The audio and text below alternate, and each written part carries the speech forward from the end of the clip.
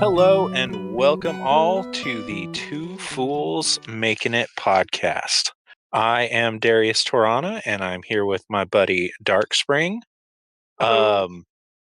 Today's our first episode, so we're just going to be kind of trying to introduce ourselves a little bit, kind of talk about who we are, what our nerd credentials are, kind of about our favorite games, stuff like that, and, just general things.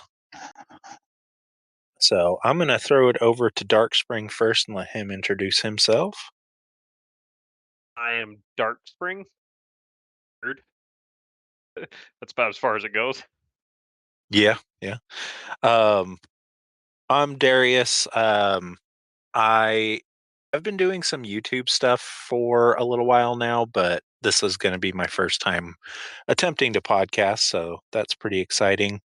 Um, I just with that, I am very much also a nerd. I feel like my nerdiness started very young for me. What about you?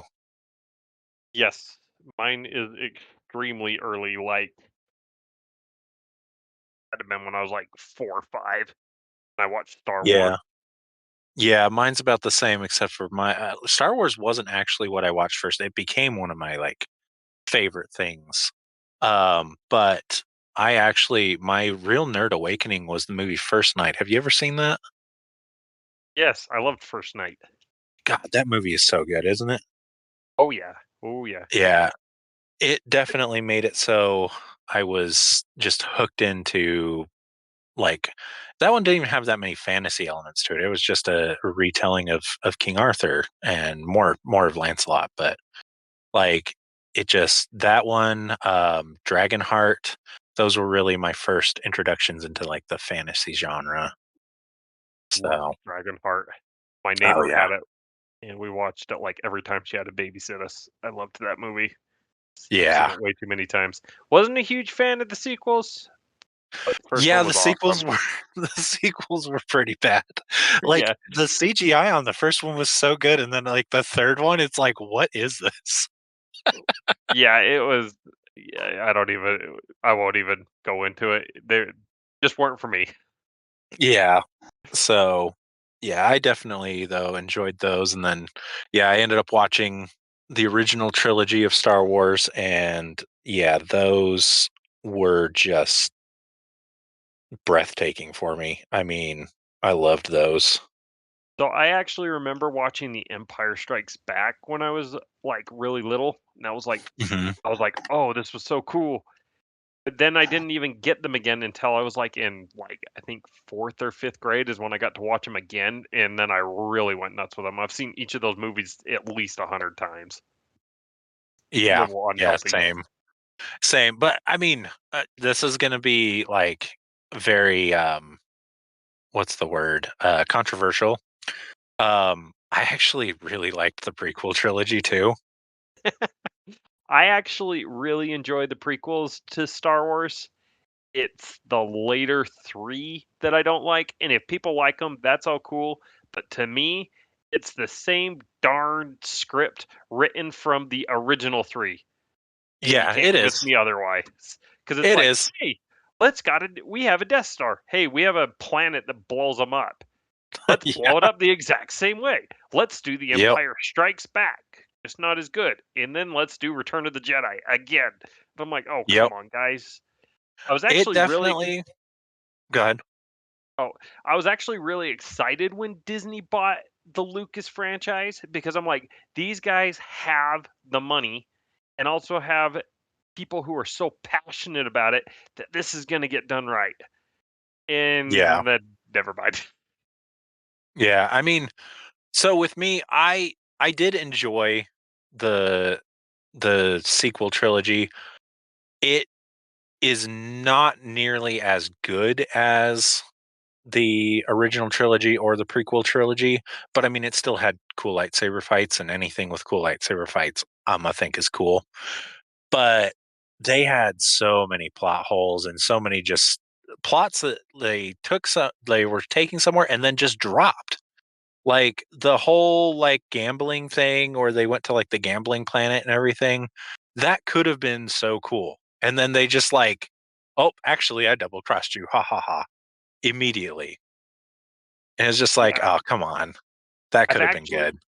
only seen all of this. What is that? 7, 8, and 9 once a piece. Like The Hobbit, they just weren't for me. I was going to watch them at least once, but after that, I can't remember half of it.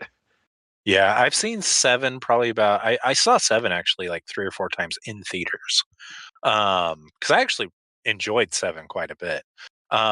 Eight and nine, I think I saw eight in theaters, and then I saw it again outside of theaters, and then nine I saw once in theaters and didn't bother rewatching it. I So actually watched all of them each time in theaters just to go with friends, but yeah, that was about it. yeah, yeah, and then the prequel trilogy, though, the Phantom Menace is actually my favorite out of any of them. I am a huge Darth Maul fan. Like, I love Darth Maul. Um, They're the coming out Attack with of a the Clones short was series that? for him. Aren't they coming out with a short series for him soon?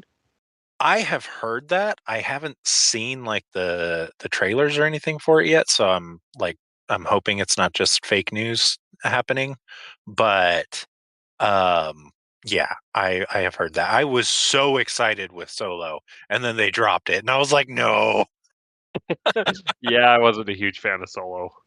I did like Rogue I One. actually I did enjoy that one a I lot. loved Rogue One.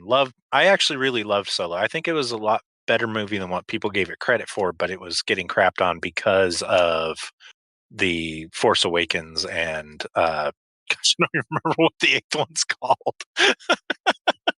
I couldn't tell you. The last one's I think Rise of Skywalker, but I don't Yeah.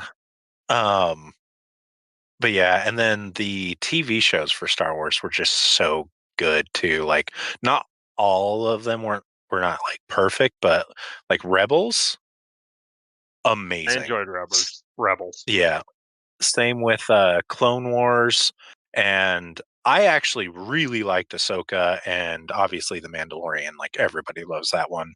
Um when they announced Book of Boba Fett, I actually was so excited I almost started crying. And my now wife looked at me and she was like, "You better cry at our wedding."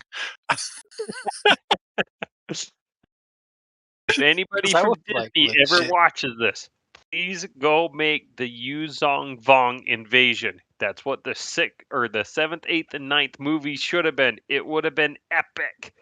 But It would have been oh, but that's yeah. All right. So um I wanted to talk a little bit about how we met, and I've never actually heard your side of the story on like what you thought about me at first. Um, for people that don't know, Darkspring and I have known each other for going on, gosh, 15, almost 20 years now, isn't it? No, not 20 years. It's been at it's been least a long 15 time. though. Yeah. Yeah, it's been pretty. So So I was an avid Magic player, and I had never even heard of tabletop war games. I'd played D&D a little bit, but I'd never heard of tabletop war games. I'd only played, some board games, some card games, stuff like that. So I am going into our local game store, and normally I parked in the front, and I would walk in and just go straight to the magic tables.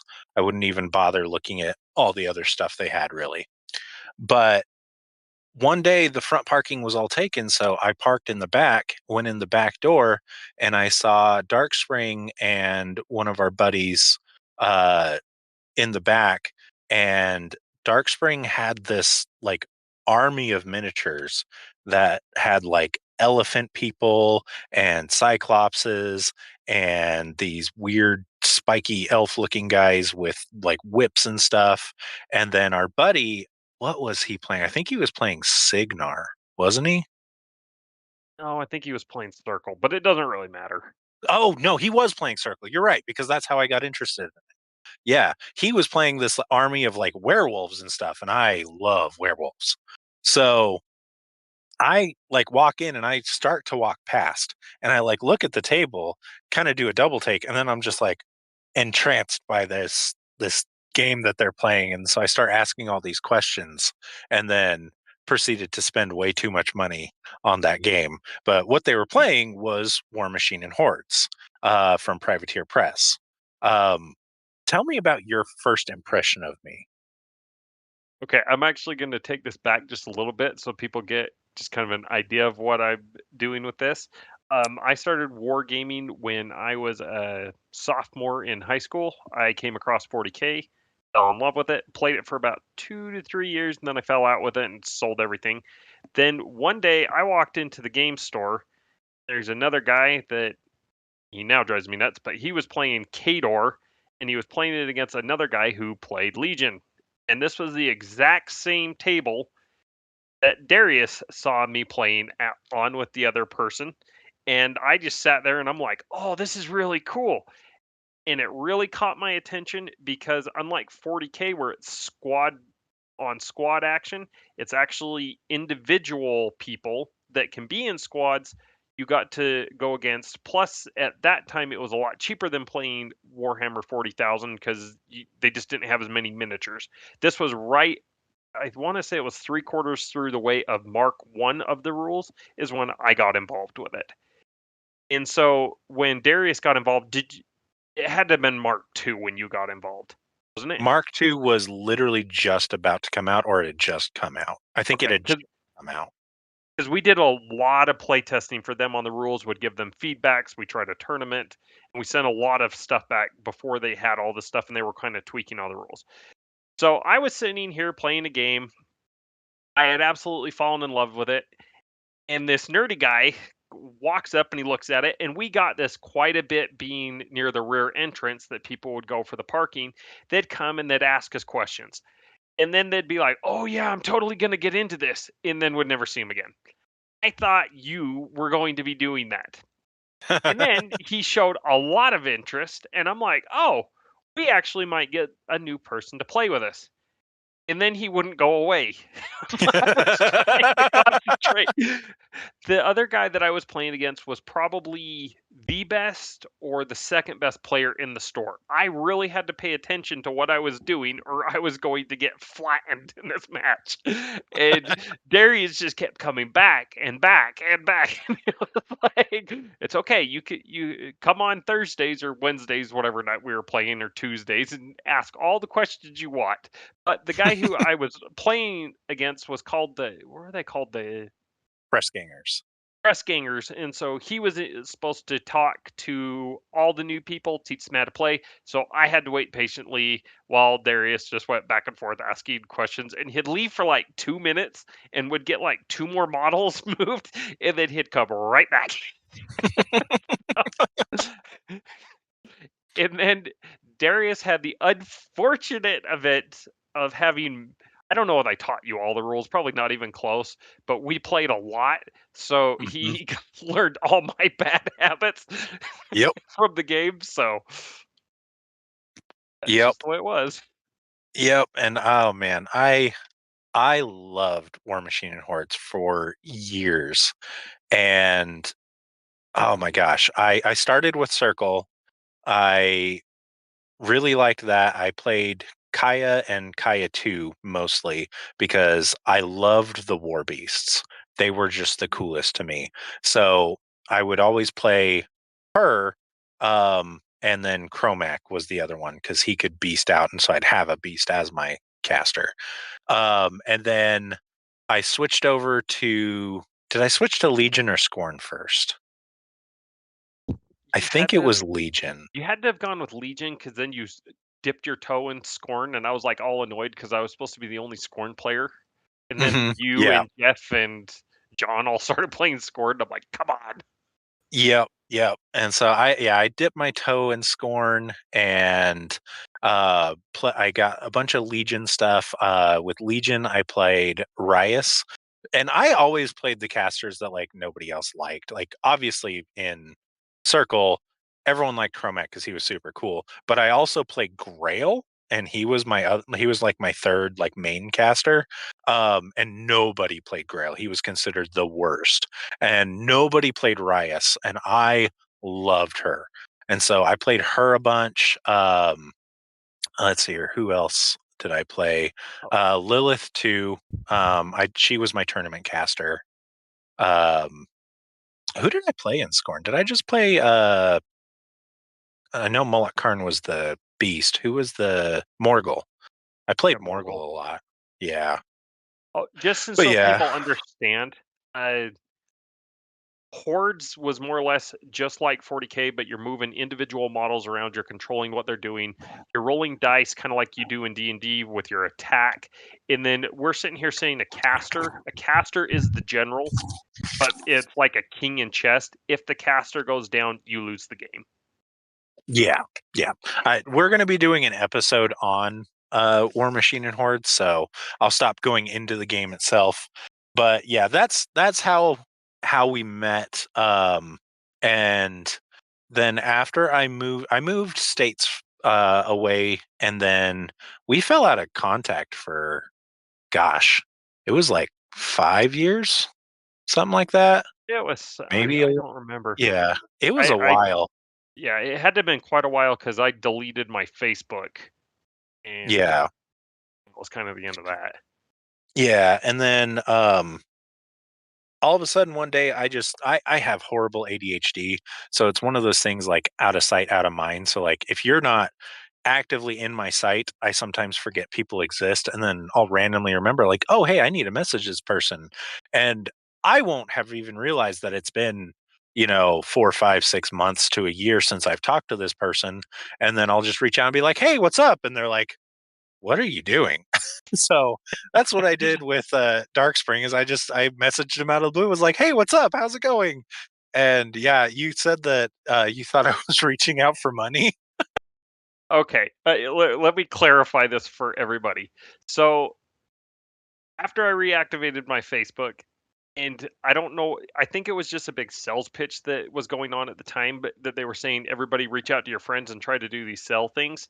I kept getting and this happened like 10 times with people I hadn't talked in years with, but I had been very close with years before. They wanted me to buy a product from them, or I had to sign up for some course that they had created, or a lot of people had asked me for money and I didn't have it at the time.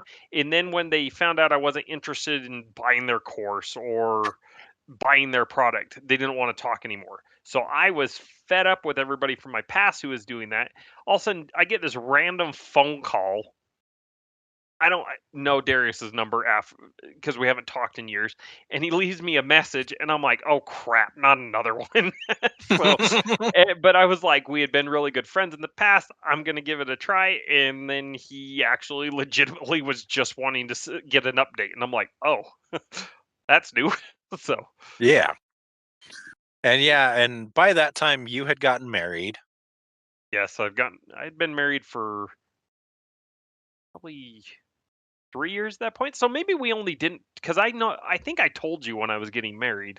Maybe I didn't. I Um, don't know. I don't think so. I think I had seen an update from you about it on Facebook, and that I think that's what triggered me to remember to like, oh, hey, I need to contact him. Was I think I had seen your update that you had gotten married. Oh, okay. Well, I Yeah, apologize if I didn't and contact you. it's all good. Now was I still with my ex at that time, or was I with my now With your wife? I was with you her. you were with her because when you were breaking up, you were calling me quite a bit. Oh, that's right. It was one of the first. That is a hilarious story that I can't tell the entire story of because it would be inappropriate. But the one of the first times you and I re-talked again was I had broken up with my ex, and we had made a mistake and gotten together for a minute. Um, and she was literally in the living room, and I had a date with this girl that I had met at a um at a HEMA thing, so like the not live action role play, but like the full metal combat type stuff where you're like wearing the armor and stuff. Um, I had met her there. We had gone on a couple dates, and you asked about an update on the date. So I went back to the bedroom to give you the update on the date. And my ex and I had been talking about getting back together, and she listened to me tell you about the date and everything that had happened. And when I came out, she just started screaming at me. Yeah, those were And fun. so, yep. So yeah, we ended up not getting back together. Thank goodness. But yeah, so that means that we have been talking again for at least 6 years. Almost 7 now because my wife and I just had our 6 year like dating anniversary. So yeah, Yeah, so I think it was only probably 3 years that we dropped off then.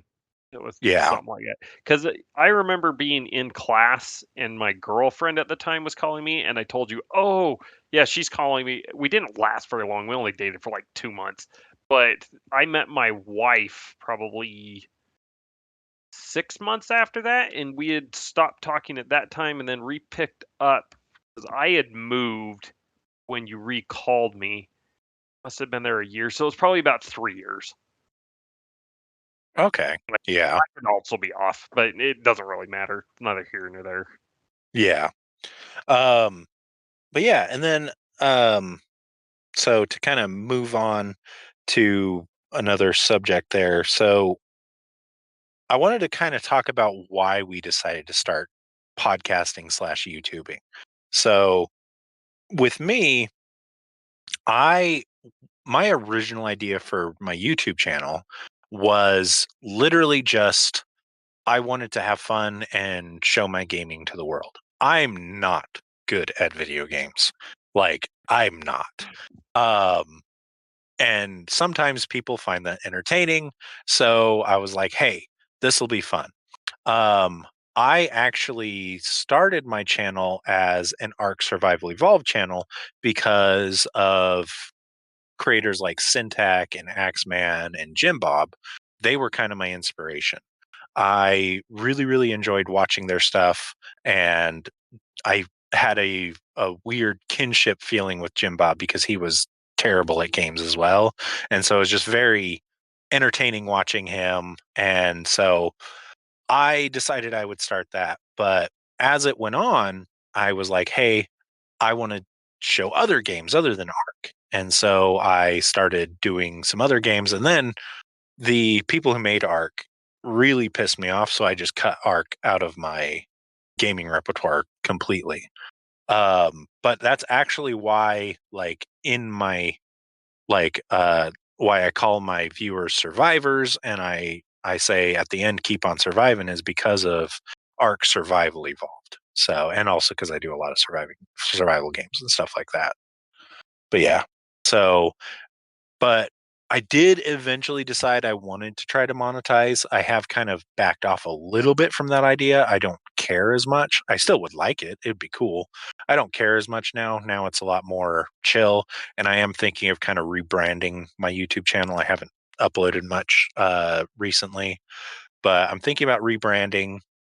And then as a joke, I told my wife, I was like, hey, you know, everyone always calls me a hipster because I smoke pipes, I do all this other stuff. I should start a podcast because that's what all the hipsters do. And she was like, no, that's actually a really good idea. And then I messaged Darkspring and was like, hey, my wife thinks this is a good idea. Isn't that so funny? And he was like, no, that's a really good idea. And I was like, I can't do it by myself. And so I invited him along too. So, Yeah, I got kind of but roped into it from there. I was not gonna go for it. I thought you should do it, but I'm like, I don't have the personality for this. yep. I was like, you got the information. I got the personality. We'll do good. We'll find out. Yep. But what are you hoping to get out of all this? So I did a YouTube channel. Oh, Land of Mercies, probably 7 years ago, somewhere in there, maybe a little longer than that. Made like 6 episodes. I got like 5 views on one of them. I'm convinced that my wife watched it 4 times and watched it the other one. So it just never really got anywhere. I just kept deleting videos because I'm like, oh, I didn't do well enough. I didn't do good enough on this. So after that, I have talked about doing a gaming channel for forever. Like Darius, I'm not that great at games. I just highly enjoy them. So when he brought up the thing, I was like, okay, we've talked about this for forever. Let's go ahead and do this. Yes, it would be really cool if this got monetized. If it doesn't, that's okay. I just want to come talk about games, talk about mental health, talk about how I've been able to keep my head on sometimes on life and keep on moving and just want to help people, and we'll see what it does from goes from there. Yeah. And that kind of segues us into another topic is the mental health stuff. So, one thing that we're both kind of hoping to do with this is, the reason why we called it Two Fools Making It is because back in high school and, even further back for me, I don't know about for you, but I was not a confident guy. I was not I didn't think that I would make it. I didn't think that I would ever get settled and honestly be proud of who I would become. And as of a few years ago, I kind of came to the realization that I am proud of who I've become. And I do feel like I'm starting to figure life out. I'm 35, so I would hope so. But that's a lot better than never. And it's never too late to figure it out. And we're hoping that like with this we can help people who, either are younger or even people who are, getting a little bit older, that we can help them realize, hey, it may not be happening now, but you're going to make it and it's going to be okay. I will agree with that. I also remember Darius telling me he doesn't think he's going to live past 30. And then when it happened, he's like, I was never supposed to make it this long. So, Yeah, I hit 31 and I was like, what's going on here? I'm not supposed to be. like Darius But said, yeah, like in high school, I definitely was not the popular guy by any means. I did have probably 5 to 6 really good friends that helped me get through it. But again, I never thought I'd anything more than minimum wage. I'd have a couple of dates every here and there, but I never really thought I'd go anywhere. But I'm not saying I'm successful by any means today, but I do have a fairly stable job. It's if I can stand them. We'll see how that goes for stuff. yeah, And then also I was able to get married, which is a miracle. So yeah, yeah. Yep. And same here. Like I didn't think I would. Like my relationships were generally pretty long distance. I did a lot of long distance relationships and stuff, and it got kind of to a point where I was like, man, am I going to ever get married? And now I am. I've been married for, gosh, it's at this point it has actually almost been a year. It's a little over a half a year now, and it's just like it's awesome. And I've been in this relationship for now 6 years, and my wife, on the channel I call her Ruby, but my wife Ruby is amazing, and she's honestly perfect for me. And so yeah, I'm happy for you. That's awesome. yeah. Um, so I think the last topic that I kind of wanted to talk about, um, is just kind of our favorite board games and video games and why those are our favorites. Uh, um, so I wanted to do five of each. Is that good with you? Yep, works for me. Okay. So in no particular order for me, and when I'm talking board games, I am going to actually say like tabletop war games, board games, and card games are all in the same mixture here. And I've realized now saying that I've left out a huge one for me. But these are in like no particular order. But Eclipse, I haven't played it since I was in high school, but man, I still remember that game. That game is amazing. I love that game. Um, and I'm going to take one of these off to replace it with Magic. Um, Magic is a huge part of my life. Uh, I jump in and out of it a lot where um like I'll be super into it for a while and then I will just completely not play it. And one of my nephews, he gets so mad at me because usually when I jump off, I get rid of everything. I didn't last time, thank goodness. But like the last 3 times I've gotten out of Magic, I got rid of everything. Um and yeah, yeah, it was dumb. But the Avatar set really brought me back in this time, and now going back to Lorwyn was my first set in Magic. Like my first ever draft I went to, I pulled the Liliana Vess that was just it was the first planeswalker or first of the set of 5 planeswalkers that they had out. And I pulled her during the draft and oh man, it felt so cool. Um Warmahordes will always hold a special place in my heart, um, as my first ever, like, real war game, and it does have a bigger scale than what I generally like to play now, um, 'cause, my next one is Necromunda, which is just literally you have 1 squad of guys, and it's an awesome war game where you have 1 squad of guys, it's set in the 40K universe, um and yeah, it's super duper fun.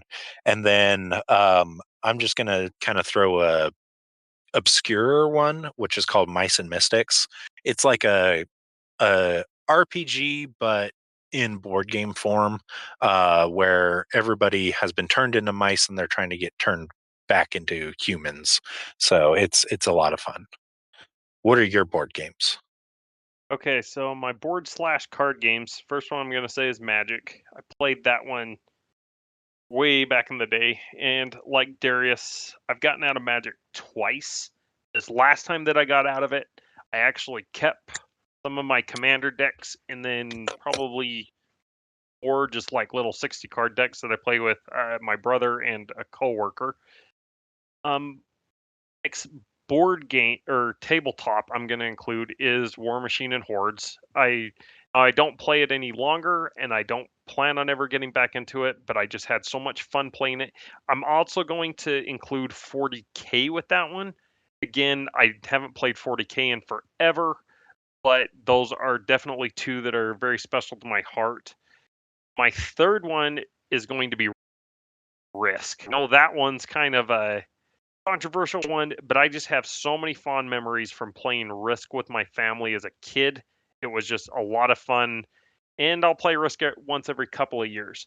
My fourth one is going to be Axes and Allies. Axes and Allies was like my first step into the more non-traditional gaming, and I just fell in love with it as a kid. I have played so many different versions of it. The longest version I ever played, I can't remember the name of it, but you fought over individual cities in Europe. And I remember playing that with a friend. It probably took us well over 45 hours to complete that board game. It was just That's complete awesome. nut. It took a long time. And then my last board game that I don't get to play it because I can't get anybody to play it with me anymore is Twilight Imperium. I just love the I have setting that it goes, oh, and I love how it works. There is one coming out on Steam. I cannot wait to be able to play that and actually be able to get a good game in because nobody wants to sit down and play a 14-hour board game with me anymore. I'm one of those people that like the longer the game, the better. That's why I like Commander in Magic, is because like if I can get a good 2-3 hour Commander game in, it's just so much fun.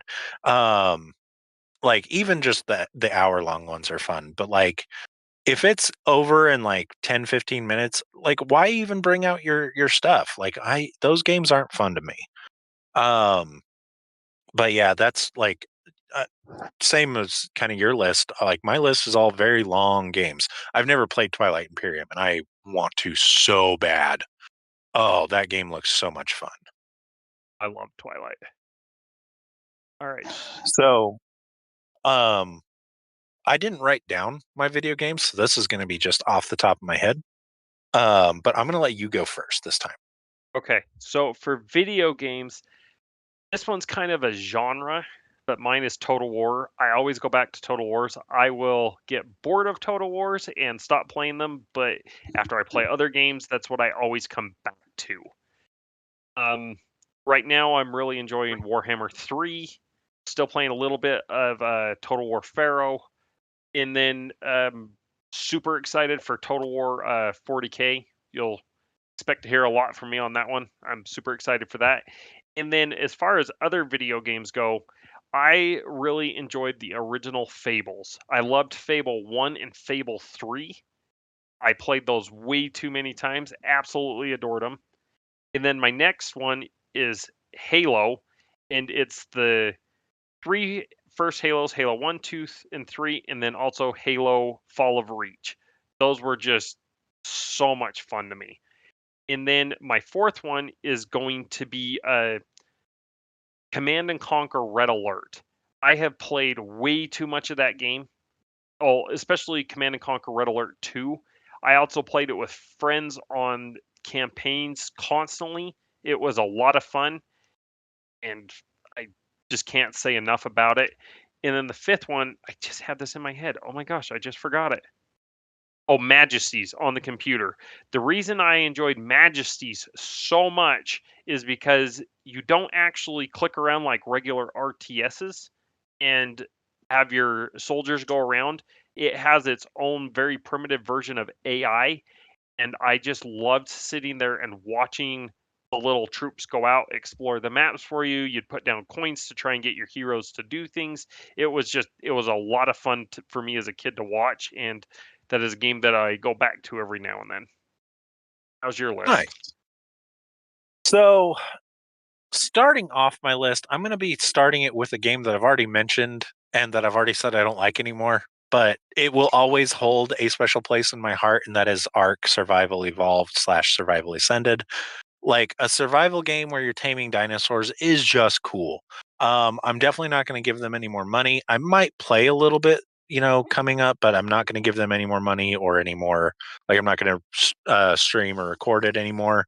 But that game, I it is the game that to this day, if it is not the most played that I've ever played, it is very close to it.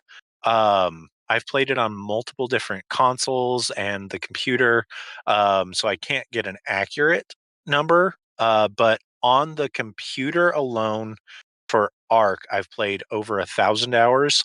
On the PlayStation, I've played over 1,000 hours, and then I also played it on the Xbox, and I played it before the PlayStation started recording hours on the PlayStation. So I have well over 2,000 hours on Arc, which is, according to some people, is rookie numbers, but that's a lot for me. Um, After that, it's another very nostalgic game for me, which is Skyrim. I love Skyrim. I recently got it again, and I finally have it digitally, so I will always own it. I Skyrim is my most repurchased game because I always bought a physical copy of it. Um, and if Ark is not my most played game, Skyrim is, because I started playing it right when it came out in 2011, and I did not stop playing it until probably 2019.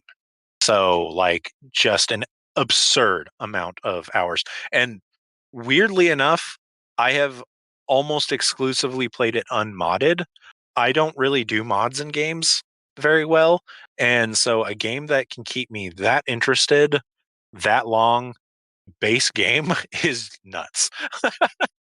Um, the next one is going to be the Total War franchise, specifically Total War Three Kingdoms and Total War Warhammer 3. Those two to me are just absolutely awesome. I'm currently doing Darkspring and I are doing a game on there that we're like recording together. I'm recording a solo game where I'm playing as Belagor, and then I'm also recording another solo game where I'm playing as Scarbrand. Um, by the way, Scarbrand sucks. He cannot tank an army by himself. I went in and did that first battle, and he got wrecked. I remember in Three Kingdoms, I would send. I didn't even use Lubu. I sent the Bandit Queen in that first fight, and she just wrecked everybody. I sent her in by herself against um, the garrison in the city, and she wrecked everybody. Scarbrand, I sent him in, and like he didn't even get a full unit down before he died, and then my army came in and just wiped them all out, and I was just like, oh, okay, Scarbrand is not tanky. Okay. Aurochs could kind of do that in the second one. In the third, they just don't do that. Yeah, which I'm really wanting a hero that can do that. So I'm hoping once Scarbrand is a little higher level, he'll be able to do that. Um, Supported by his army, he's really great. But yeah, I'm. It's the first time I've ever really played Corn, and so it's kind of fun. Um, After that, it gets a little murkier. It's either gonna be it would probably be Return to Moria. I'm a huge Lord of the Rings fan and a huge survival game fan and a huge dwarf fan. So that combines all three of those into one thing and also gives me a fully like I can play it in such a way that the map is randomly generated every time.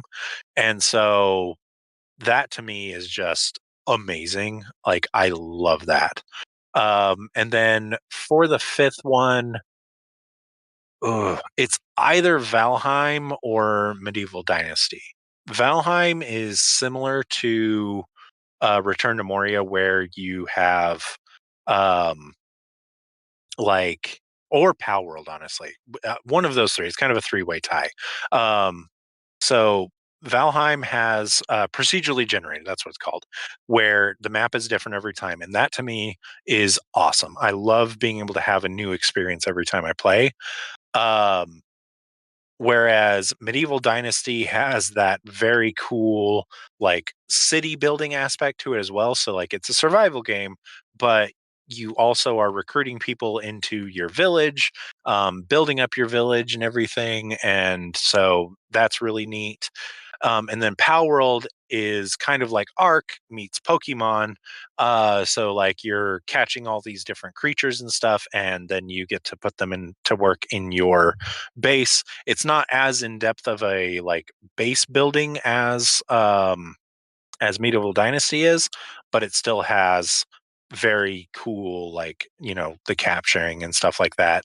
And then on top of that, you're still quite strong yourself, so you can actually do it in such a way that like you are fighting most of the time, or you let your pals fight for you. So there's a bunch of different builds you can do for yourself. The map does not procedurally generate; it is a static map, which is probably why the only reason it doesn't get above the other two.